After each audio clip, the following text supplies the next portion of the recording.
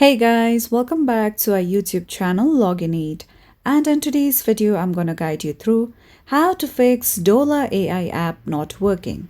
So first of all, launch Google Play Store or App Store according to your mobile devices. I'm going to launch Google Play Store. Once you come here, go ahead and tap on search at the bottom right corner. Now let's go to the search bar and search for Dola AI application. From here, tap on the application on top.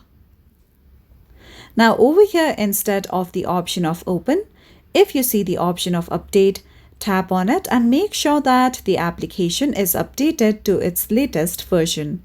Once the app has been updated, you will be getting bug fixes and solution of app errors.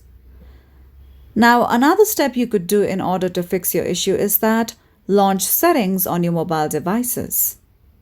From here, scroll down below and tap on apps.